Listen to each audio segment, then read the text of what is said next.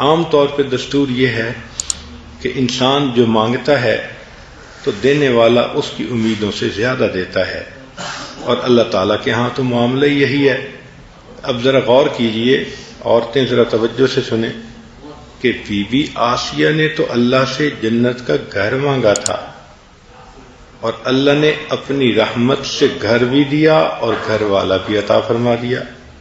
چنانچہ حدیث پاک میں ہے کہ جب خدیجہ الکبریٰ رضی اللہ عنہا کی وفات کا وقت قریب آیا تو نبی علیہ السلام نے فرمایا، خدیجہ تم جنت میں جاؤ گی تو میری بیویوں کو سلام کہنا۔ وہ حیران ہوئی، ہے اللہ کے نبی صلی اللہ علیہ وسلم، میں دنیا میں آپ کی بیوی ہوں، آپ کی اور بیویاں کون سی؟ تو نبی علیہ السلام نے فرمایا کہ اللہ نے بی بی مریم کو اور بی بی آسیہ کو میری جنت کی بیویوں میں شامل فرما دیا۔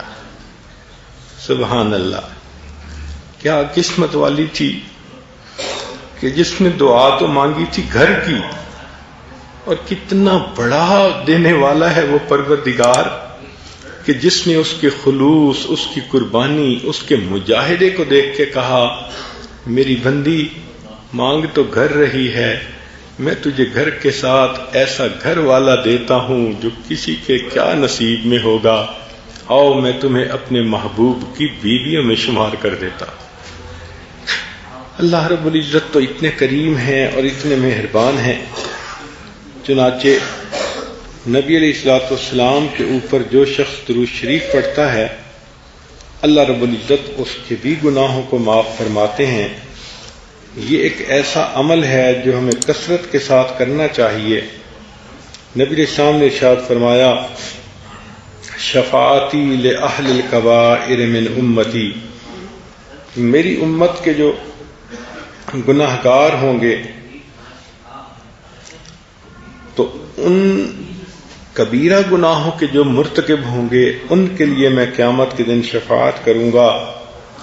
اور ایک حدیث پاک میں نبی علیہ السلام نے فرمایا، خیرت بین الشفاعت، کہ مجھے اختیار دیا گیا، چوائس دیا گیا کہ یا تو میں شفاعت کروں او یدخل نصف امتی الجنہ، یا میری آدھی امت کے لوگ جنت میں چلے جائیں۔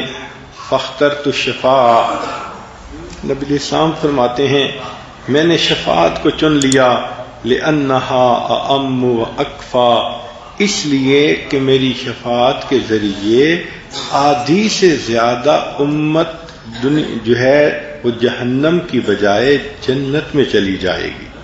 سبحان اللہ، نبی علیہ الصلوۃ والسلام پر درود شریف پڑھنا، اپنے غم کو ختم کرنا اور گناہوں کو معاف کرنا۔ چنانچہ حدیث پاک میں ہے، ایک صحابی نبی علیہ السلام کی خدمت میں حاضر ہوئے، اے اللہ کے نبی صلی اللہ علیہ وسلم، میں آپ پر تیسرا حصہ وقت کا درود شریف پڑھ لیا کروں؟ فرمایا زیادہ کرو تو بہتر ہے۔ اے اللہ کے نبی صلی اللہ علیہ وسلم، میں آدھا وقت درود شریف پڑھ لیا کروں؟ فرمایا زیادہ کرو تو بہتر ہوگا۔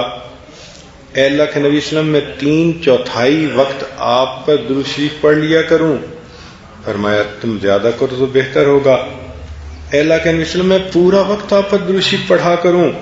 نبی علیہ السلام نے فرمایا، اذن تکفی ہمک ویغفر لک ذنبک، اگر تو ایسا کرے گا اللہ تیری پریشانیوں کو ختم کر دیں گے اور اللہ تیرے سب گناہوں کو معاف کر دیں گے۔ سبحان اللہ، جتنا وقت ملے درود شریف پڑھتے رہیں تو دیکھو پریشانیاں ختم اور گناہ جو ہے وہ معاف ہو جاتے ہیں۔ اس لیے فرمایا کہ جب دو دوست آپس میں ملیں، واقف لوگ آپس میں ملیں، ایک دوسرے کو سلام کریں اور اس وقت لم یتفرقا۔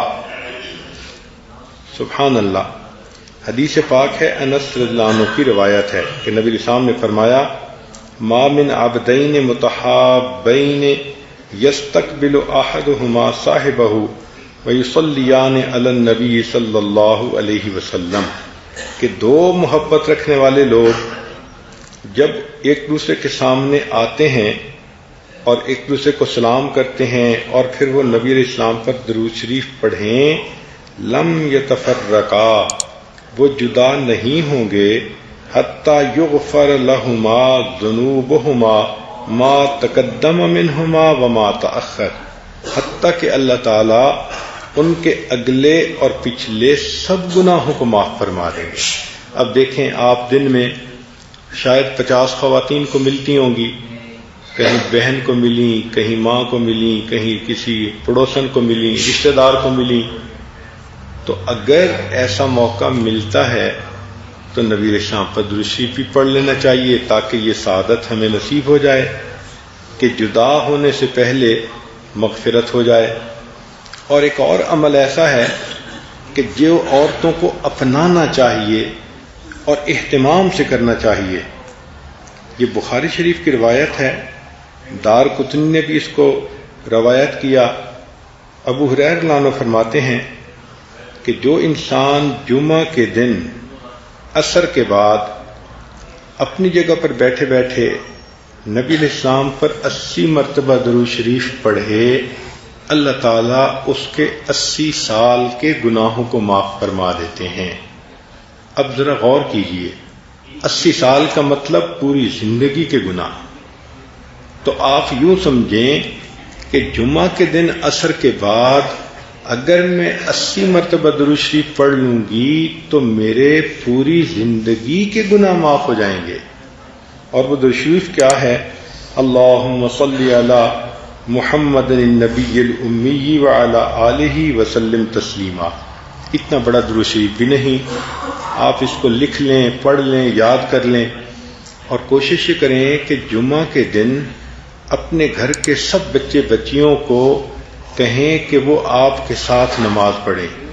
چھوٹے بچے تو عام طور پہ گھروں میں ہی نمازیں پڑھتے ہیں، ماں ہی پڑھاتی ہے، تو وہ اگر اس دن اہتمام کے ساتھ اکٹھی نماز پڑھ لیں اور ان سب کو کہیں کہ سب نے بیٹھے رہنا ہے اور یہ درود شریف پڑھنا ہے، آپ خود بھی پڑھیں، بچوں سے بھی پڑھائیں، اور اس کے بعد دعا مانگیں، اور پھر دیکھیں کہ گھر کے اندر برکتیں کیسے آتی ہیں۔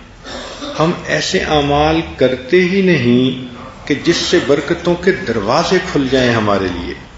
تو جب بچپن سے بچوں کو اس کی عادت ڈالیں گی، وہ پوری زندگی پڑھتے رہیں گے اور اللہ ان کے گناہوں کو بخشیں گے۔ تو ہمیں چاہیے کہ ہم درود شریف جمعہ کے دن عصر کے بعد پڑھنے کی عادت کو اپنائیں۔ اور ویسے بھی حدیث پاک میں ہے کہ جمعہ کے دن ایک ساعت اجابت ہوتی ہے۔ ساعت اجابت کہتے ہیں وہ گھڑی جس میں دعا قبول ہوتی ہے۔ بعض علماء نے لکھا کہ امام جب خطبہ دیتا ہے تو 2 خطبوں کے درمیان جب تھوڑی دیر کے لیے بیٹھتا ہے وہ ساعت اجابت ہے۔